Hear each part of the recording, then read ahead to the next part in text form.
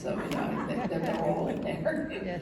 This made it trouble early on because now that we have Amazon, you can actually be multiple genres, and that's great. Back in the day, the publisher who had bought my book were very enthused, but then they started looking at it with an eye to selling it. And they say, what are we going to do with this book? We can't even describe it. And I said, don't ask me.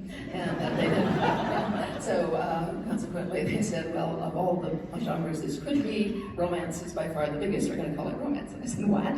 You know, I said, I like romance, I read romance, and therefore I know that this is not it. I said, you start selling this to real romance readers, and you're going to have pushback. I said, they may buy it, on the other hand, and if they like the book, then so much the better. I said, but, you know, I was talking to my agent, I said, I understand why they want to do that, but, you know, I have severe reservations. And the main one is that if you do that, you will cut off the entire male half of my readership. And I said, I didn't write these books for women. They're not women's fiction. There are things in these books that only men would see and appreciate, and I don't want that to be lost. Well, he was a man, and he said, yes, I understand. He said, on the other hand, bear in mind that a bestseller in fantasy and science fiction, because we could make them call it that, but a bestseller in FSS is 50,000 in paperback. Bestseller in romance is 500,000. I said, you got a point, sell it as romance. And, you know, my thought was, you know, what counts is to get people to read these, because amongst 500,000 romance readers, there will be a number of people who actually read other things, and they will tell their friends and companions who will all come and read those things, and over time it will work out. And, you know, kind of did, because here we are. So.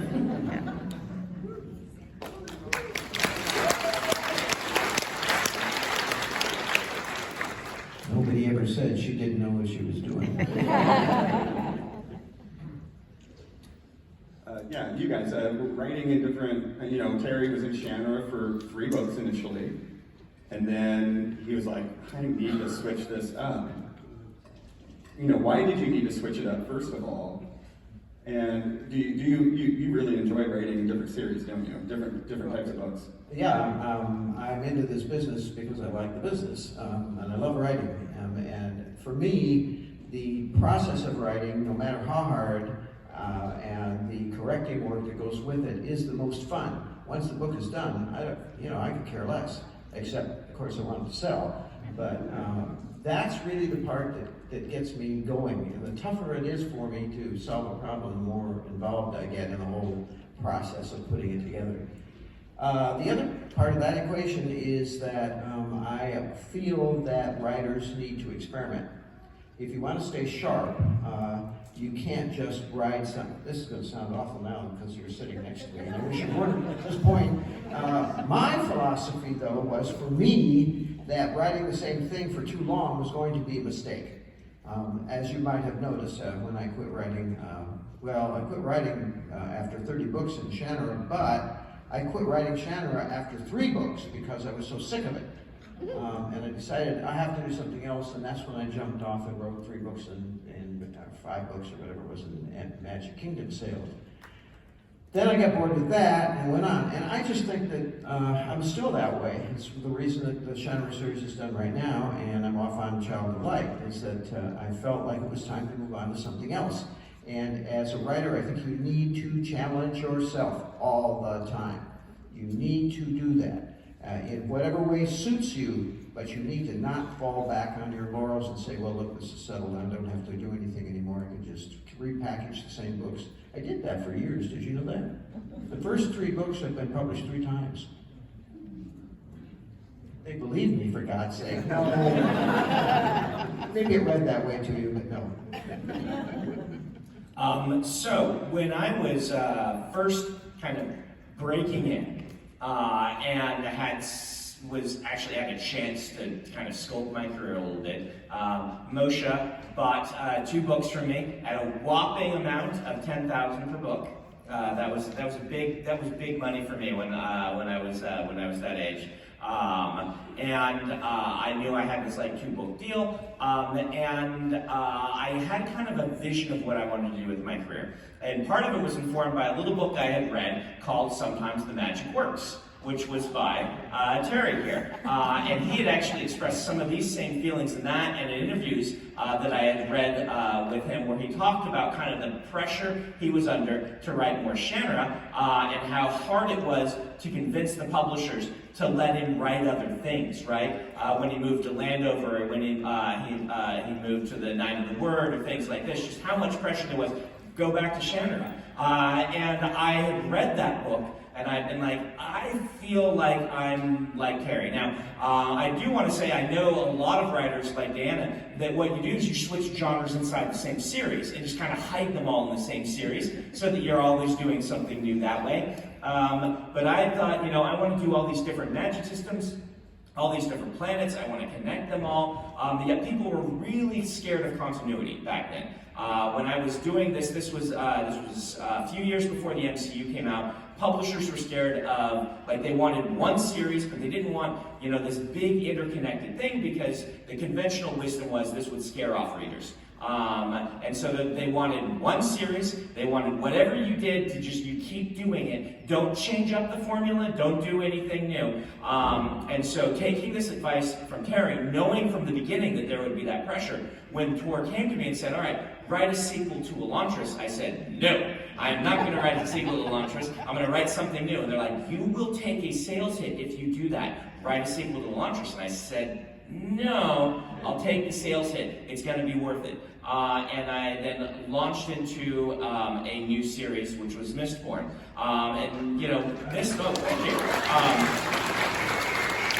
Mistborn was my 14th novel, right? And so I knew people had read my 6th novel. I was hoping I would have a big upgrade in skill between those ones, and I wanted to do something fresh. I like the standalone epic fantasy also, like Guy Gabriel Kay had been writing these, and I really was impressed with things like Taigana and stuff like that, thinking I want Elantris to just be a standalone for now in the genre. And so I jumped, and then I finished the Mistborn trilogy. They're like, great, more, and I'm like, nope, new book. And I'm like, Terry taught me, train them from the beginning. They're always going to be getting something new. And by then I started to thread this continuity between all of the epic fantasy worlds. And then the MCU came out, and everyone's no longer scared of continuity. And so suddenly I've been doing this thing for a few years that everybody wanted, and that kind of helped propel it forward. So it was the best advice that I could have gotten, but because of that, I wrote all these different things and was really poised when the whole world shifted. And I know you've done that too. You connected several of your series together, and I've always thought that was really brilliant. And so I had kind of some giants whose shoulders I could stand on to prepare all of this and make my career be what I wanted it to be. I really need to start speaking better with you.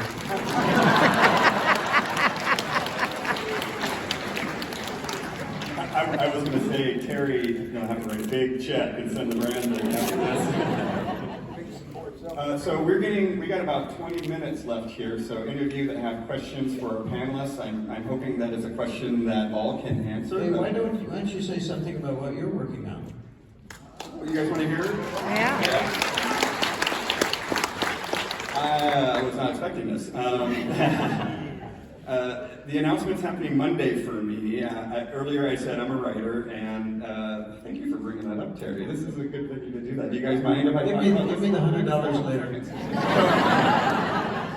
Speaking of money, he wants me to send him a check now. No, so just, there's two mics here, one to either side of the stage, so if you guys want to ask questions of our panelists, that'll be great. In the meantime, I will mention this. I'm probably not supposed to because I'm under an NDA, but it lifts on Monday, so I'm like, I'm at New York Comic Con. They're not going to say anything. Oh, yeah.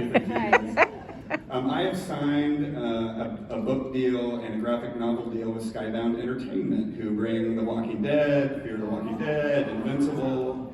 It comes with some other fun things that I'll talk more about on Monday. I'm not going to take up all the time here because that's not why you're here, but I'm super excited about it, and it comes with an Amazon Studios first look. So I have hope, 1% hope. That is the hope.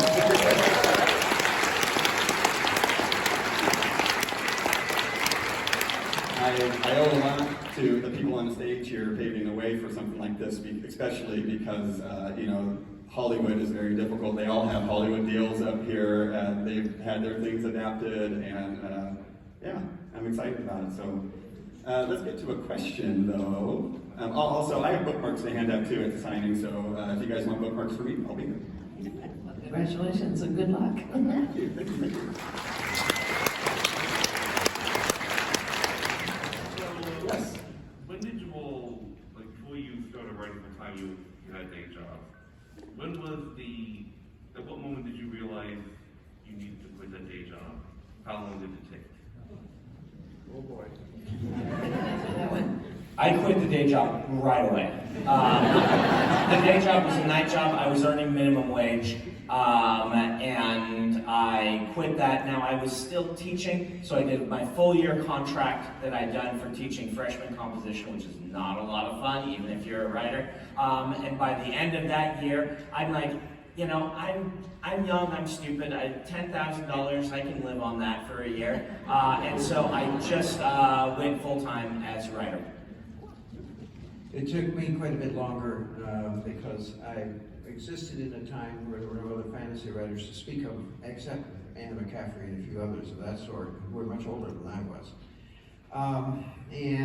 My editor said, I said, I would like to quit my job. I'm a lawyer, and I would please let me quit my job. And he said, no. He says, you will not quit your job if you're smart.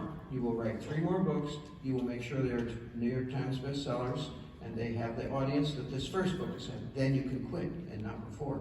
Also, all the money you earn now, you're to put in the bank and leave it there. No kidding, he said it because he was that kind of guy. He probably had access to my bank account. So that's what I did. I actually practiced law for another, 9 more years before when I wrote, well, 2 things happened. First of all, I wrote Magic Kingdom for sale and went on tour, and while I was on tour, I met my wife. What could be better?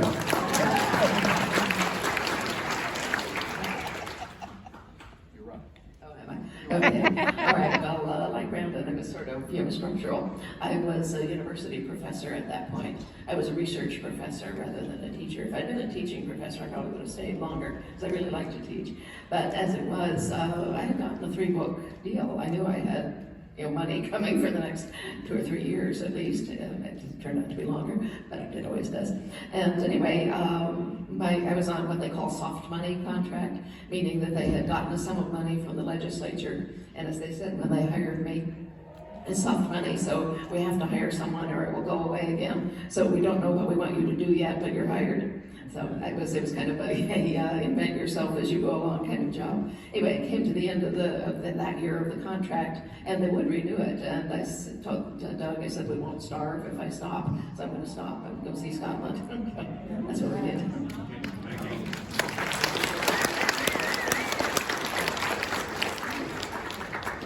This question is basically a follow-up for Diana. I'm Sandy that made the rose, by the way, the money rose. Anyway, so I just wanted to know, at what point when you got the 3-book deal did you decide it was going to be a 10-book series? Well, I never think that far ahead. It's just I get toward the end of the book I'm writing, and I call my agent and said, well, I realize there's more. He said, well, I'm not surprised to hear that. Hey everyone. So this is kind of funny. This is my first time seeing you all at a panel, and I've been coming to Comic-Con for so long, and I've been watching Brandon's Master Class on YouTube. I don't know if anyone's watched it. It's really tremendous, such a tremendous tool. It's like seeing your professor for the first time after coming back from virtual. It's pretty crazy. So shout out to you, Brandon, for that. You're the best. I would love to hear you guys talk about maybe a piece that did or didn't work out, or when you were writing it, you didn't think it was going to work out and came back. When do you feel like it's getting away from you?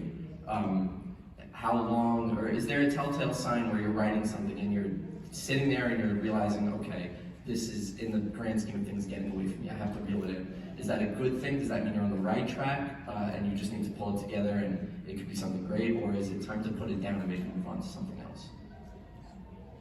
This is always really dangerous, particularly for new writers, right? Putting stuff down too consistently means you won't learn to do the hard parts of writing. So you've got to be very careful for it, careful not to do this. But it still happens to me that I'm working on a book and it's just not working. And for me, it's when a book isn't working, it's when I step back and I use all the tools I talk about in the writing lectures, right? Most writers I know write by instinct, but we tend to outline or revise deliberately. This is common. It's not every writer, but it's how it works for me. Writing by instinct, but I have an outline that I built that was more structural, more focused on the nuts and bolts of writing. And then if something's not working, a few years back I had a book called The Apocalypse Guard that just did not work.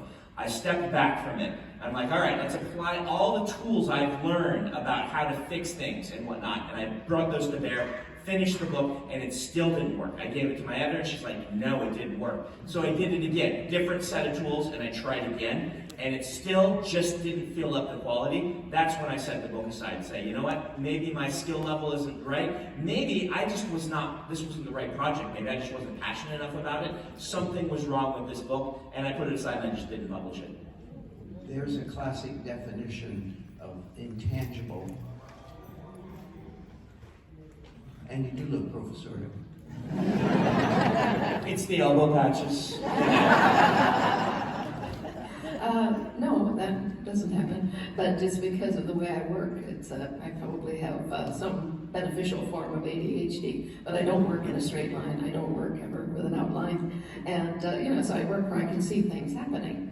And sometimes I will be working on a scene or a chain of scenes, and I can tell something's off. The writing gets hard. I'm having to think about each line and chisel it out, and that shouldn't be the case if the scene is actually working. It's still hard work, and I'm very slow, but there's that feeling of pushing against ice, and you don't want to do that.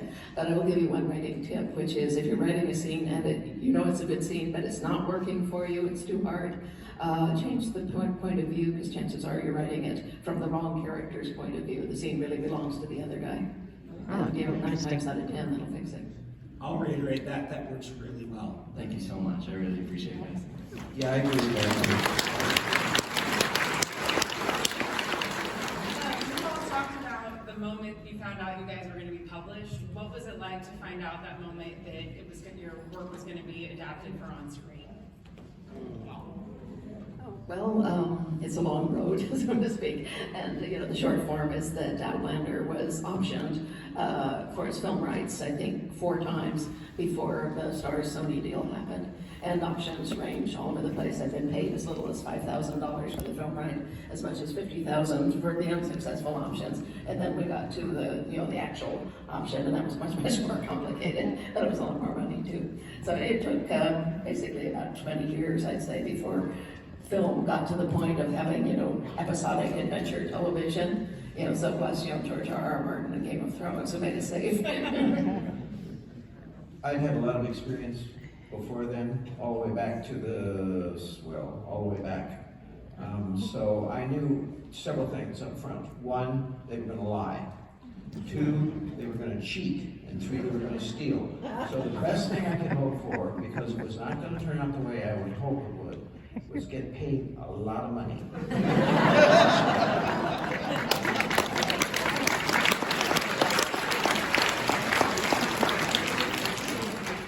And I have not yet had anything actually get made. I can explain a little if you don't know what an option is. That's like Hollywood renting your rights. They get like a 5-year period usually where every 18 months they have to pay you some more money. And at the end of that, they kind of basically either have to give you a big dump of money or say, all right, we're passing. And I've been through that dozens of times, which has actually kind of put me into a fortunate position now. I wouldn't change that because now that I am where I am in the field, all of my rights have come back to me, and suddenly I'm in a very different place and I can do different things with them than before, but I have not been fortunate enough to end up with an adaptation yet. It'll happen. We're unfortunate enough. Yes. Thank you.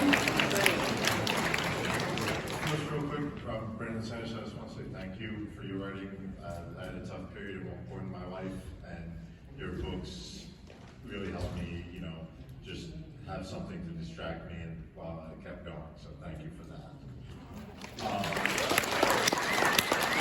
The biggest compliment you can give an author is that compliment. The question I have for all 3 of you actually is, One of the two of the characters in Brandon Sanderson's books, Wax and Wing specifically, the way that the characters interact, do any of you, like, in the back and forth, like, they've been friends for decades, you can tell. Do any of you actually pull from real human, like real people that you know that have been friends for that long or have that type of interaction? And have those people ever recognize themselves in your books? I'll say really quick, Terry killed me in the book. I'm still mad about it. Well, you gotta have some fun with the guy who's. Yeah, I will occasionally write a friend in as a joke. I always show them the pieces that I've written, in case they have any objection, but they're always fine with it. So I do use people, from real life, but I put them, in fictional situations. As far as dialogue and manner and so forth, I use a lot of what my husband says to me.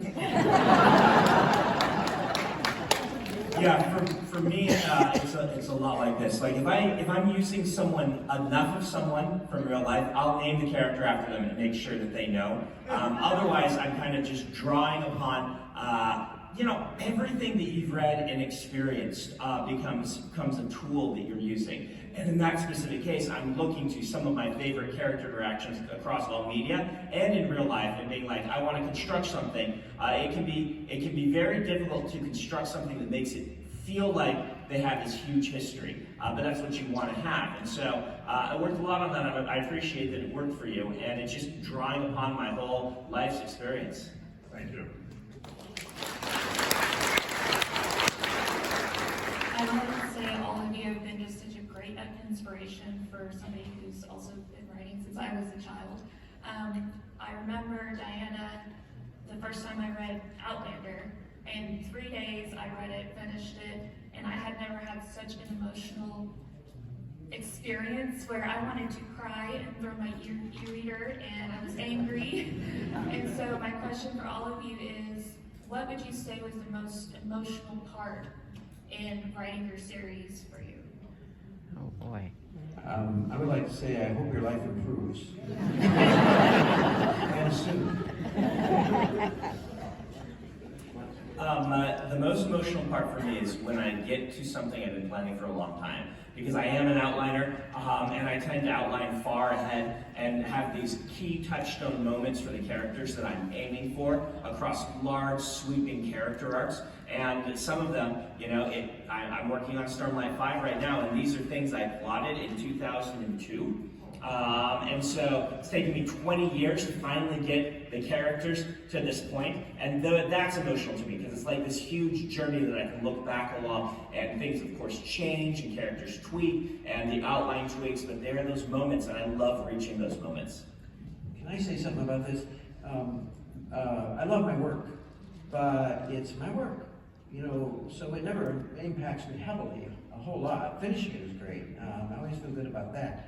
But it's other people's work that get to me. When somebody makes me cry, it's a seminal moment. I can remember those books very clearly, and those authors are alive.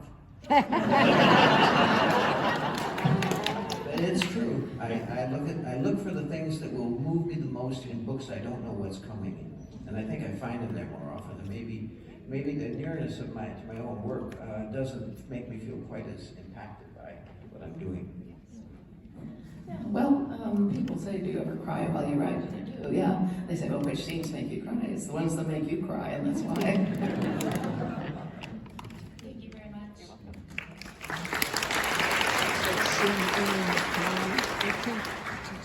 Hi, so Brendan talking earlier about reading Terry Brooks growing up as inspiration. Sorry, too many Terry Brooks. Got me thinking about what is it like knowing that there are still new generations of writers that are taking your works as inspiration for what they are creating. I love Jack the Pumpkin King.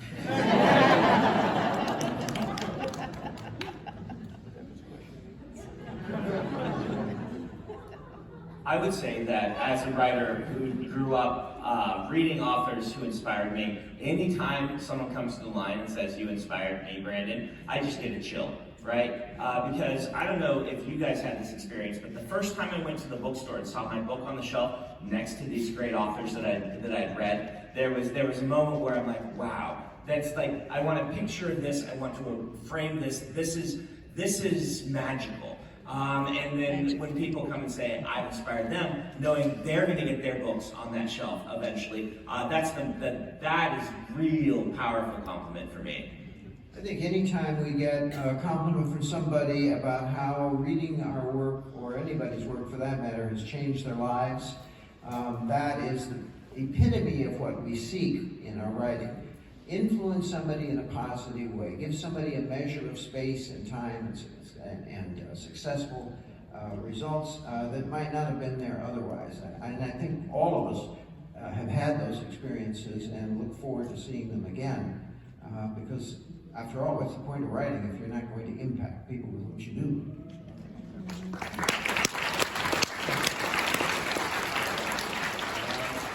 Hi, so I was wondering, what is like, how it kind of similar to his, but like taking inspiration from other universes, other books, and kind of twisting it in the way that you guys can write down. Because I had a discussion with a friend over the Skyward quadrilogy series saga about, man, this sounds a lot like Warhammer 40K.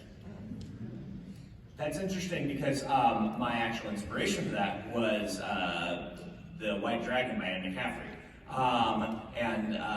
So that is cool. But as writers, I don't know if this happens to the aspiring writers in the crowd. One of the things that makes us the most anxious is worrying that we're going to copy someone, right? And yet you can't help it, right? You are an amalgamation of all of your influences. I say do this. Learn from people, let them be your mentors. I feel like the trick we need to learn as writers is how to take something we love and distill it down, tearing away kind of the trappings and finding out the core emotions and structure of what that thing is and why we love it. And if you get very good at this, what you can do is you can build it back up to be your own, but you can distill it down to the emotions and come back up from it. And that's what I found to be very helpful, is start looking for things you love, start seeing connections between them, themes, and learn to distill. Learn to ask yourself why. Well, yes and no to what Brandon said. I don't ever, distill emotions or themes from other books, but I do learn from other books. In fact, I've got 5 authors who were my distinct, identifiable role models when I started writing. Those would be Robert Louis Stevenson, from whom I learned narrative drive from Treasure Island, and Dorothy Lee Sayers, British detective mystery author, but very skilled writer, scholarly. And from her, I learned how to handle social class and dialect in an effective way, which is very good to know if you're going to write Scots. And let's see, who's the other? P.G. Woodhouse was a comic writer. From him, I learned how to play games with language, and I do it all the time. Were the other two? Oh, John D. MacDonald. From him, I learned both narrative drive, character encapsulation. He could describe a character in 1.5 sentences, and it was just right there in front of you. So that was a very valuable skill as well. But from him, I also learned how to handle a series character. He wrote 500 plus books in his lifetime, and about 40 of them were a series character named Travis McGee, and he would pick them up in each book and do just little quick recaps here and there to pick you up to speed on who this guy was and what he'd done most recently that was resulting in this. And that's also a good thing to know. And the last one was Charles Dickens, from whom I learned in-depth characterization. How to do that. All right, we got 30 seconds left. I'm sorry that has to be the end of the questions. I wish we could keep going here. But let's see, I'll talk about the authors here in a little bit. Thank you again for your question. Thank you all for coming out. This has been amazing.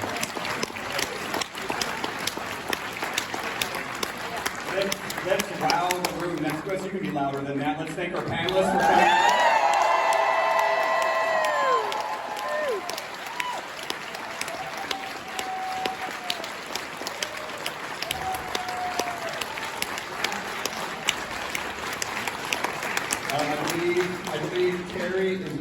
signing right after this in Hall A. I believe Diana's doing the same, although you need a wristband from the Barnes & Noble store downstairs. So you know about that, and I was told to say that. Thank you all here. You guys are great as usual. Thank you again. Thank you.